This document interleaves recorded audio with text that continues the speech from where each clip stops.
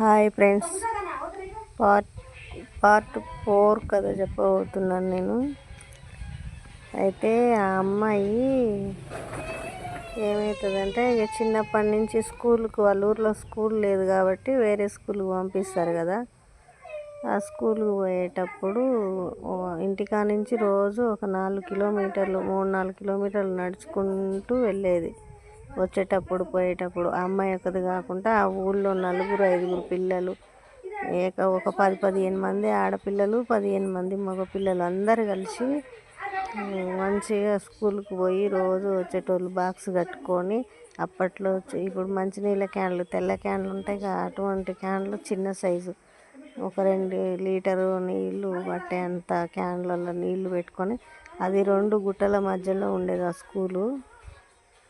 2 గుట్టల మధ్యలో ఉండి ఇక అట్లా వాళ్ళు రోజు పోయి నడుచుకుంటూ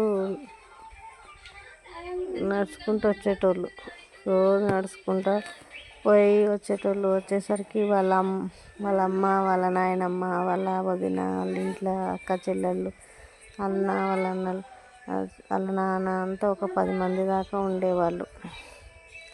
చాలా సందడిగా ఉండేది. ఇంట్లో ఆవులు, ఎడ్ల బండి అవన్నీ ఉండేవి. మంచిగా ఎంతో ఆనందంగా గడిపేది. ఆ 15 మంది ఆడపిల్లలు వచ్చేటప్పుడు పోయేటప్పుడు ఈతలు అవన్నీ కొట్టుకుంటూ చాలా సంతోషంగా ఆ బాల్యము, ఆ చదువు అనేది గడిచిపోయింది ఫ్రెండ్స్. అప్పటి వరకు ఆ అమ్మాయికి 14 సంవత్సరాలు వచ్చినాయి. 7వ తరగతి వరకు చదివింది ఫ్రెండ్స్. మిగిలిన కథ పార్ట్ 5లో చెప్తాను ఫ్రెండ్స్.